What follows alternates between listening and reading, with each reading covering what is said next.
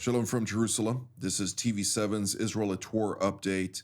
And as we're set to deliberate the latest tensions here in the Middle East, particularly between the Islamic Republic of Iran and as well as its proxies versus Israel, it's always important to remember how this war began.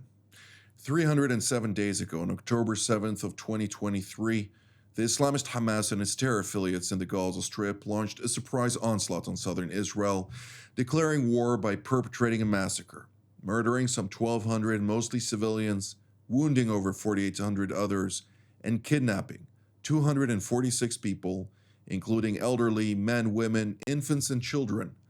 115 of them remain in Hamas captivity to date. The next day, on October 8th, Iran practically joined this war by greenlighting its proxy in Lebanon, Hezbollah, to launch cross-border attacks against Israel. Since then, Hezbollah launched thousands of rockets towards Israel from Lebanese territory, as well as additional proxies of the Islamic Republic, which are operating from Syrian territory, from Iraqi territory, as well as from Yemen. Iran joined that fight directly, also in April, earlier this year, 13th and 14th, when it mounted a large-scale attack against Israeli territory. This may yet again occur, and for that, let's now turn to the commander of the Israeli Air Force Task Force for Air and Missile Defense, namely Brigadier General in Reserve Doron Gavish. It's good to see you, General. I'd like to immediately also start by quoting the IDF Chief of General Staff, Lieutenant General Herzia Levi, who just visited a Air Force base here in Israel, one of the Air Force bases, during the course of which he said, "I observed the peak readiness both in offense and in defense." And then he continued to say, "We will send a very clear message to our enemies, those who attack us, those who in every speech talk about how they will destroy the state of Israel. We will harm them, and we will continue to grow stronger." What should we make out of these remarks? I think, Jonathan, what is really important here is that we're not talking only about the defense. And this was something that we mentioned more than once. I know that Joel was talking about it in a few of our updates, which is something that it is super needed, I think, in our area, that we are talking about full spectrum of answers that the military can provide. So some of them are on the defense, but others are also in the offense. And this is what the Air Force commander is conveying to our enemies. And this is something super important. I'm not sure that we heard the exact messaging when, if we're going back to the 14th of April, this is something that I believe we see more and more in the last month or two coming from the Israeli side, is that we're not going to stay on the defensive, and there are some significant operations that we can do on the offensive. Some of them were already done, and we believe that they were very effective ones. So I think this is really the basic statement, and this is the importance of it. The other thing that I would add maybe to this statement is that we are not alone. Here we are together with the United States CENTCOM, with the everything and the assets that they brought to this region. We're talking about cruisers, we're talking about other components, Air Force components in this region, and everything together is super correlated. For sure, if we're talking about defensive operation that would be needed, if would be needed against an attack that could come for Iran, this is something that is being discussed among the coalition forces, trained already, and the readiness, it is on its peak. Indeed. Well, let's now turn to Madrid, Spain, where we're joined by Dr. Rafael Barraji, formerly Spain's national security advisor and currently CEO of Worldwide Strategy. It's good to see you, Rafael. My pleasure. Thank you for having me. It's a pleasure always, indeed. I'd like to ask you particularly about the current state of play. On the one hand, we're seeing that the Iranians are starting to grasp that they have climbed a little bit too high on that tree of escalation dominance from their perspective, since the level in which they declaratively are seeking to attack Israel may bring about consequence that they don't want to contend with, because it may indeed cost them too many strategic assets that would further deteriorate the situation of the Ayatollah regime in Tehran. But at the same time, it does also raise questions about where this might end. What can you tell us about the current state of play? Well, I think the first thing to say is how dynamic and fluid the situation is. No? You had the United States president on last Sunday saying, we know, we expect an attack from Iran on Monday, and it didn't happen. The cabinet in Jerusalem was also in high alert on Monday and Tuesday, but the attack never arrived, fortunately. I have to say that that's because probably the leadership in Tehran is undecided into what course of action should be taken. There are rumors and leakage saying that the new president has advised or asked or requested, better put it that way, to the supreme leader not to attack Israel because he's afraid of the high cost that Iran may pay and the regime may pay, and himself could be paid if there is a massive attack from Iran against Israel. But I don't know what is true or not. The thing is that you cannot rely on hope. You cannot rely on that your best defenses will thwart any attack in the future. And I think Israel cannot be placed in such a situation where he has to wait until the missiles are on the air. No?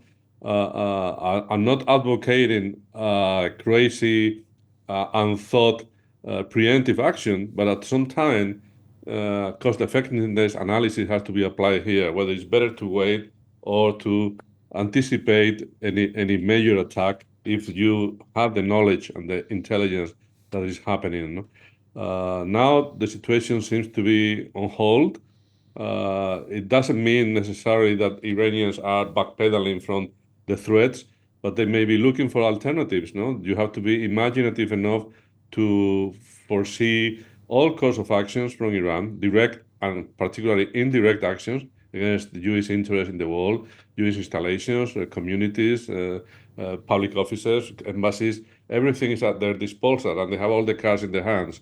So that's why I think Israel has to be very careful and not to be overconfident and prepare for everything which is possible and is on the table on the Iranian side.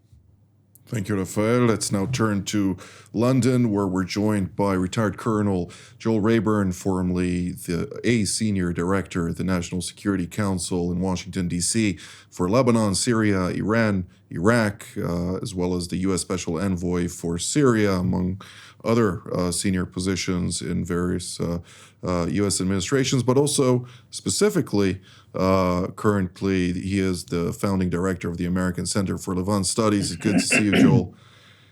I'd like to ask you about not only Iran's activities here in the region, but they continue to assist Russia, which is now also a reciprocal relationship on the defensive end, at least. We're waiting to hear more about what may also include offensive weaponry, if at all, by Russia that will also alter the equation for Ukraine. But that's already something that I don't want to deep into without the concrete data available.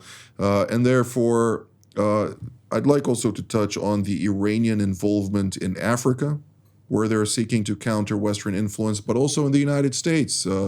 An Iranian operative from Pakistani origin infiltrated the United States and was seeking to hire hitmen to kill the former U.S. president, namely Donald Trump. Yeah, this is true. And it's not a new phenomenon either. That the Iranian regime, within the United States, has been reported for quite some time, has had some assassination plots or assassination intentions ongoing toward not just President Trump, but also other senior members of the Trump administration that were associated with the airstrike that killed Qasem Soleimani. So that's former Secretary of State Mike Pompeo, it's John Bolton, it's Special Envoy Brian Hook. at the time as General Frank McKenzie, who was the CENTCOM commander, and there are others as well who have sort of been living under a live threat stream from probably Iranian intelligence operatives. And it's just that some of these have been taking some more physical shape such as with the arrest of the Pakistani who was in Iranian employment the other day. There have been other similar. I think probably this is probably the same Iranian external intelligence network that, for example, tried to hire operatives to prepare to assassinate or abduct Masih Ali Najad, the prominent Iranian oppositionist from the New York area, and who also carried out the knife attack that almost killed at least one of the news presenters for Iran International here in London, which forced them to displace their operations for a couple of years. So I think these external assassination operations is something that the Iranian regime has been prioritizing. What hasn't happened is that there hasn't been a response. There hasn't been a potent U.S. response from the current administration about it. And so I think the Iranians, in a similar way, if you think about what lesson do they take away from that? I think they take away from it that they could, rather than risk a direct confrontation with Israel, which has been shown an extraordinary extraordinary capability to reach it deep inside Iran and carry out very damaging attacks, not just against Hania, but in other cases as well. And if that's something that the Iranian regime is pausing about and fearing that kind of direct escalation, and they should, because the power disparity between Israel and its allies on one side and the Iranian regime on the other is stark. My team at ACLS did a study of this recently and quantified it just a few days ago in a report that our team released. If the Iranian regime is wanting to avoid that kind of confrontation, which they have to know they cannot possibly win, they cannot possibly go up the escalation ladder with Israel and its allies in that respect, then they're more likely to do something like external assassination plots. They're more likely to do something like the Buenos Aires bombing that took place many years ago, for which there was no war response to that. There was no escalation. They didn't pay a price for that kind of external operation, or some of the other attacks that they've done, such as in the Balkans or in East Asia. So I think probably they're on the cusp of making that sort of decision and thinking that they can go back to the same old game. They can restore the rules of the game, where as long as they respond not directly, then they don't get hit directly. And that would include, I think, this is where I'll end. They have to think that that if they get into a direct confrontation, an escalated direct confrontation with Israel, it's not just a military response that they risk. They risk having the sanctions, which are not being enforced right now, international sanctions, being turned back on, and political isolation being turned back on in a way that probably they can't afford to, they might not survive. The General Gavish, there is now talk about a certain agreement that was made or that was proposed by the Biden administration, Egypt and Qatar, to both the Islamist Hamas and Israel in an attempt to reach a temporary cessation of hostility, even though they're speaking about a long-term ceasefire, irrespective of what a short term might be proclaimed, which includes also an entire disengagement from the Gaza Strip, an disengagement from the Philadelphia line, a disengagement of Israel from all strategic and tactical positions in the Gaza Strip that will ultimately pretty much bring Israel back to October 6th. Is that something that Israel at large and the IDF in particular can accept? Well, first of all, it is important to discuss one of the main goals of our war, and this is to bring back the hostages that are still in the Gaza Strip for, as you said, 307 days, which is quite amazing to think that there are still elderly people over there, young guys, women, female, men. So it is quite challenging when we think about all of this. And so it's about time that they would be back home. Now, the details themselves, I'm not sure that there is really someone who knows what exactly are the details, and this is something that it is really known to those in the room, and there are not too many of those. So I can tell you that in general, I think that the IDF is in favor of bringing back the hostages. There are some consequences that would come out of it, but most of them could be, I would say, taken care of by the IDF. Also, if it would mean doing some things differently. Indeed. Dr. Bardahi, as General Gavish just mentioned, 307 days, 115 individuals, people, are still in captivity, in Hamas captivity, that is. Two of them, also the Bibas brothers. One of them just turned 5 years old a couple of days ago. The other one, barely 1 year old. They're also German citizens. If we put things on the table and realize that many of those 115 include also 8 Americans and other French and Australian and Canadian. So there are a lot of different nationalities that are there, and yet all those people that are inside, in order to retrieve them, at least part of them, according to the arrangement that is currently proposed, Israel will have to succumb and forfeit its war objectives. Is that something that a responsible nation, with all the pain attached to it, can accept?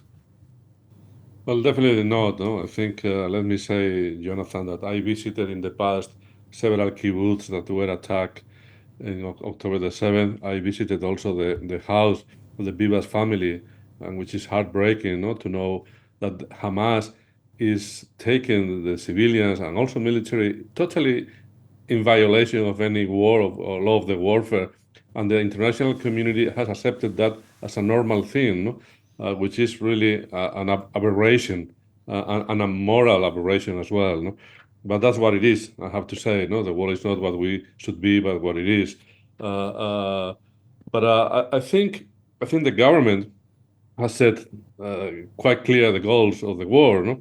One of them, as General Gavish said, is bringing back the hostages, which is a very difficult task, I have to say. No?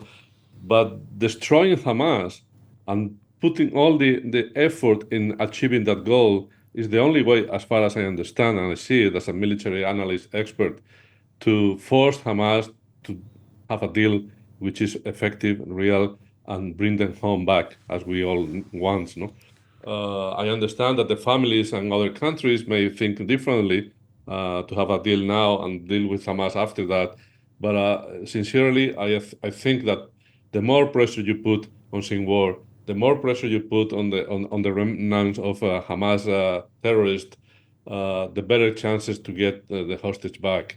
But again, I have to say that the international community has accepted the kidnapping as a normal way, and that will endanger everyone in the future in any conflict, because I think we are setting up a very bad precedent that has to be restored in the right way. Hamas is taking hostages in a very illegal and violation of any norm, any moral norm, and it's completely an aberration to understand that Israel has to wait for them to decide when to release them.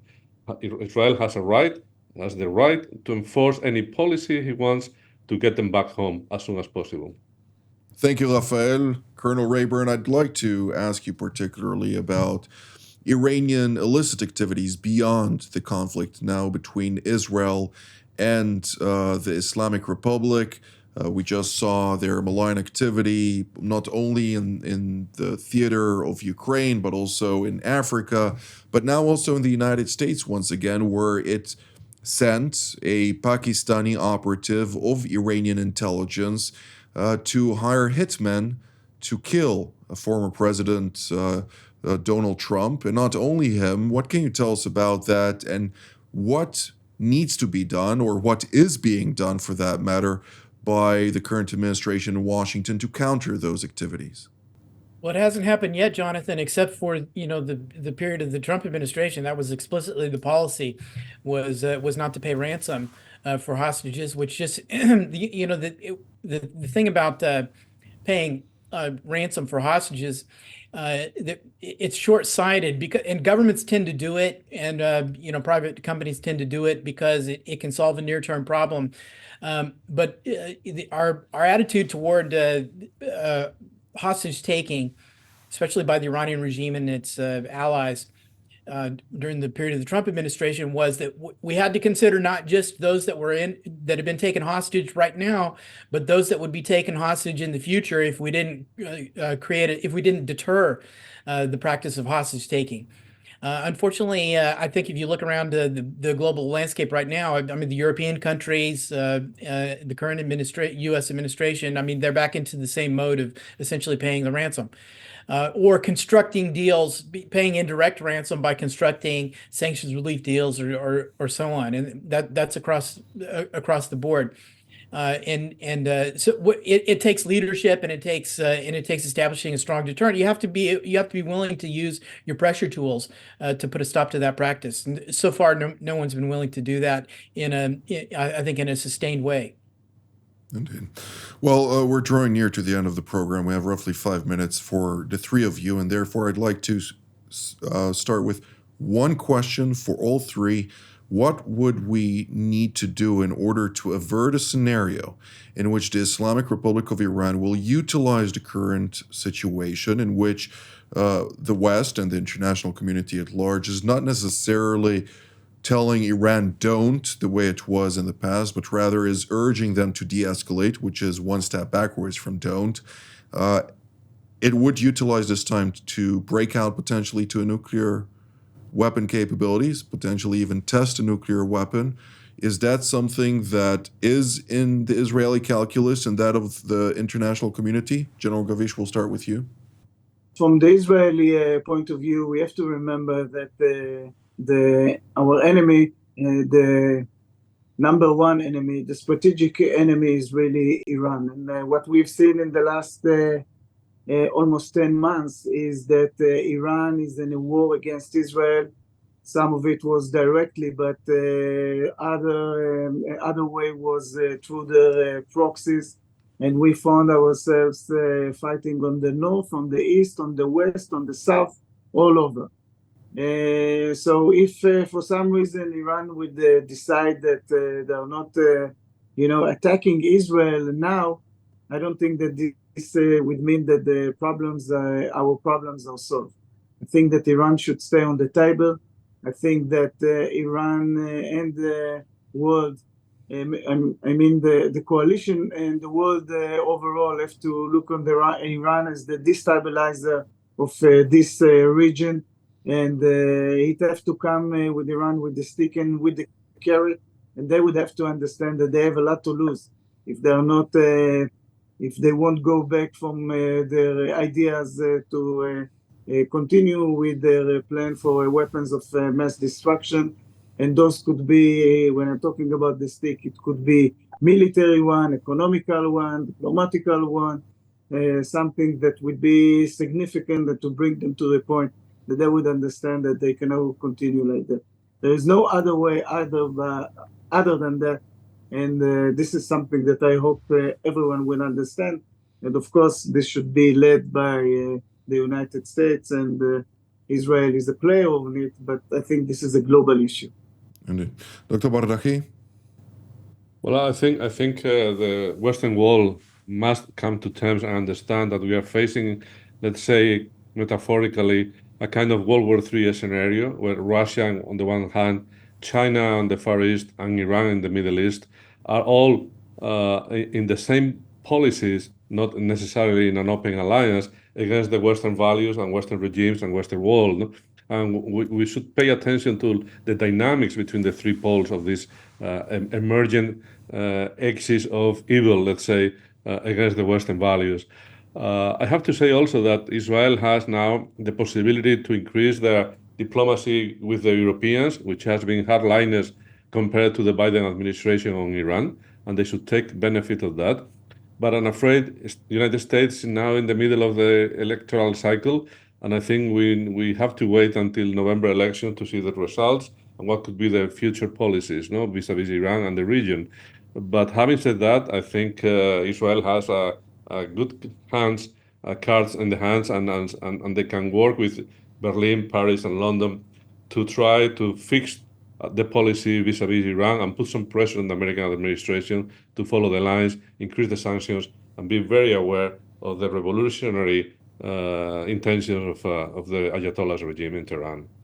Indeed, potentially even triggering back the snapback sanctions, which is set to expire in 2025, something that we need to keep reminding our European friends, since this may be the last chance to bring about something very effective. Colonel Rayburn? Yeah, the UN sanctions on the Iranian regime should have been snapped back long before now. They should have been done. Well, they should have been done from the start. They should never have been taken off. But certainly, the Biden administration should have worked with Britain and France to snap them back when the Iranian regime intervened in the Ukraine war. And they certainly should have done it in the wake of October 7th. It still should be done. It's astonishing that it hasn't been done. And this is because deterrence requires more than just establishing a defense. I mean, think about a soccer team. If you had a soccer team that played exquisite defense but never took a shot on goal, that soccer team is never going to win a match, and they're going to lose some from time to time. And that's the state of play between the West with its Middle Eastern allies and the Iranian regime right now. The Iranians are allowed to take shots on goal all the time, and no one's shooting at their goal. You have to turn it around. Now, that doesn't require military action all the time. It requires the willingness to use military action in a stiff way, let's say. But it can be done through other actions such as decisive economic pressure or decisive political isolation, which is not being done right now. Look at the political difficulties that have been created by Israel's rivals and enemies by going to The Hague to lodge cases against Israel, which are unjustified in my view, and I know everyone in Israel feels that way. That could be being done right now against the Iranian regime. There ought to be lawfare, there ought to be political isolation, there ought to be actual international diplomatic and economic consequences imposed on the Iranian regime, which are not being imposed right now. That is what's required to restore deterrence. That plus a credible threat of military force, which is not in place right now. Thank you, Colonel Rayburn, Dr. Bardahi, and General Gavish for your insights, and I'd like to thank all of you at home as well. Until our next edition from here in Jerusalem. Shalom.